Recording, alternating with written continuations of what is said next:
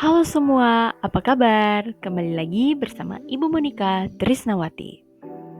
Nah, halo anak-anak hebat, apa kabarnya? Semoga semua dalam lindungan Tuhan dan selalu baik ya. Hari ini kita akan belajar tentang hierarki dalam gereja Katolik. Sebelum kita memulai pembelajaran hari ini, mari kita berdoa. Dalam nama Bapa dan Putra dan Roh Kudus. Amin. Allah yang Maha Baik, terima kasih atas kasih yang penyertaan-Mu kepada kami untuk hari ini. Sekarang kami akan belajar, mohon bimbingan-Mu, semoga apa yang kami pelajari boleh kami hayati dalam hidup sehari-hari. Dengan pengantaran Kristus Tuhan kami. Amin. Nah, anak-anak hebat, hari ini kita akan belajar tentang peran hierarki dan awam dalam gereja Katolik. Adapun tujuan pembelajaran kita pada hari ini yaitu peserta didik mampu memahami peran hierarki dan peran kaum awam dalam gereja dan bersyukur atas keberadaan hierarki dan kaum awam dalam hidup sehari-hari. Nah, kita bisa lihat pada gambar berikut ini. Ada tata hierarki dalam gereja Katolik. Kita bisa lihat ada romo, ada para rasul, dan ada juga diakon. Nah, pembelajaran kita hari ini yaitu berasal dari zaman para rasul, yaitu jemaat perdana, seperti yang kita lihat pada gambar. Kemudian, kita bisa lihat anak-anak terkasih dalam pembelajaran kali ini, kita melihat ada susunan hierarki Katolik kaum tertabis. Yang pertama ada paus, yang kedua ada uskup, ketiga ada imam, dan yang keempat ada diakon. Kedudukan dan tugas hierarki. Perlu kalian ketahui bersama bahwa ada kedudukan dan tugas hierarki yang dibagi. Yang pertama adalah paus. Paus adalah uskup Roma, pengganti Rasul Petrus yang adalah pemimpin para uskup dan juga sebagai pemimpin umat Katolik sedunia. Nah, tugas dari paus apa saja ya? Kita akan ketahui dengan membaca pernyataan tersebut. Yang pertama, tugas dari paus yaitu memimpin dan mengatur gereja. Yang kedua, pengganti Rasul Petrus. Dan yang ketiga, sebagai kepala negara Vatikan. Kalian sudah tahu kan tugas dan hierarki untuk paus? Semoga bisa kalian pahami ya. Selanjutnya, uskup. Paus adalah juga seorang uskup. Kekhususannya sebagai paus bahwa dia adalah ketua dewan para uskup. Uskup merupakan pemimpin umat lokal yang hanya seorang rohaniwan yang tertabis. Tugasnya apa saja sih? Yang pertama, mengajarkan doktrin. Yang kedua, mengatur umat. Yang ketiga, menguduskan dunia. Yang keempat, menyebarkan Injil dan mengembalakan umat Allah. Kedudukan dan tugas hierarki imam. Imam adalah seorang gembala yang dipanggil untuk melayani umat Allah dan sekaligus pembantu arif bagi badan para uskup sebagai penolong dan organ mereka. Tugasnya sama seperti uskup, mereka ditabiskan mewartakan Injil serta mengembalakan umat beriman dan untuk merayakan ibadat ilahi.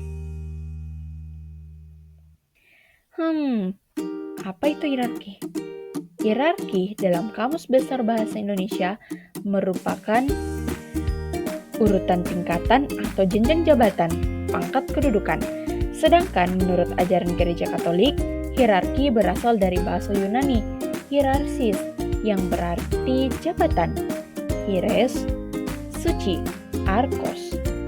Itu berarti yang termasuk dalam hierarki adalah mereka yang mempunyai jabatan karena mendapat penyucian melalui tabisan. Maka mereka sering disebut sebagai kuasa tabisan. Namun pada umumnya hierarki diartikan sebagai tata susunan. Nah, anak-anak yang terkasih sudah paham kan? Selanjutnya ada tingkatan dan tata susunan hierarki dalam gereja Katolik. Yang pertama, tingkatan hierarki tertabis atau hierarchia ordines yang terdiri dari uskup, imam, dan diakon. Nah, yang kedua adalah tata susunan yuridiksi, hierarchia jurisdictionis, yang terdiri dari paus dan para uskup yang disebut kolegialitas. Nah, sejarah hierarki. Yang pertama, dari zaman para rasul, awal perkembangan hierarki adalah kelompok ke-12 rasul. Simon Petrus, Andreas, Yakobus, Yohanes, Filipus, Thomas, Yakobus, Tadeus, Simon, Matius, Bartolomeus, dan Yudas Iskariot. Nah, anak-anak yang terkasih, kelompok inilah yang pertama-tama disebut sebagai rasul. Akan tetapi setelah kebangkitan Kristus, sebutan rasul tidak hanya kelompok 12 rasul, melainkan juga utusan-utusan kelompok 12 rasul, bahkan akhirnya semua utusan jemaat. Nah, perutusan Allah yang dipercayakan Kristus kepada para rasul itu akan berlangsung sampai akhir zaman. Tugas para rasul adalah mewartakan Injil untuk selama-lamanya. Maka dari itu, dalam himpunan yang tersusun secara hierarkis, yaitu para rasul, telah berusaha mengangkat para pengganti mereka. Maka konsili mengajarkan bahwa atas penetapan ilahi para uskup mengganti para rasul sebagai gembala gereja. Kepada mereka itu, para rasul berpesan agar mereka menjaga seluruh kawanan tempat Roh Kudus mengangkat mereka untuk mengembalakan jemaat Allah. Pengganti mereka yakni para uskup dihendakinya menjadi gembala dalam gerejanya hingga akhir zaman. Anak-anak yang terkasih bisa menggali ajaran gereja dan kitab suci di atas ya, yang terdiri dari Matius bab 28 ayatnya yang ke-20, Kisah Para Rasul bab 20 ayatnya yang ke-28, dan Yohanes bab 21 ayatnya yang ke-15. Konsili Vatikan II. Atas penetapan ilahi, para uskup mengganti para rasul. Simbol kekuatan doktrinal dan disiplin para uskup. Lambang kewibawaan dan sikap pastoral uskup. Alat untuk mendukung yang lemah, meneguhkan yang goyah dalam iman, dan membimbing kembali yang sesat. Anak-anakku yang terkasih, sudah paham kan? Nah, sekarang kita masuk kepada fungsi khusus hierarki. Seluruh umat Allah mengambil bagian di dalam tugas Kristus sebagai tugas Kristus. Yang pertama sebagai imam, sebagai nabi, dan juga sebagai raja. Nah, semoga pembelajaran hal ini bisa menjadi renungan dan refleksi bagi kalian ya. Kalian bisa mengambil dari kutipan kitab suci pada Matius bab 28 ayat 18 sampai 20 yang berbunyi, Yesus mendekati mereka dan berkata, "Kepadaku telah diberikan segala kuasa di surga dan di bumi.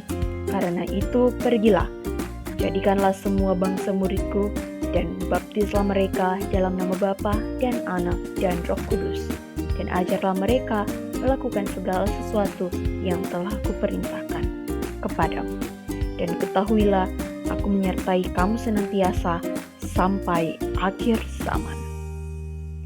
Itulah bunyi firman Tuhan yang mengajarkan kita untuk merenungkan dan merefleksikannya, agar kita dan kamu seperti seorang yang bisa membangun semangat kesatuan gereja dalam hidupmu.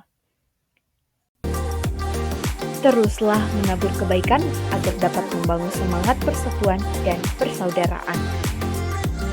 Sekian dan terima kasih. Semoga pembelajaran hari ini bisa berguna dan bisa kamu terapkan dan juga refleksikan dalam kehidupan kamu sehari-hari. Terima kasih anak-anak terkasih. Tuhan Yesus memberkati. Terima kasih. Sampai jumpa di video selanjutnya.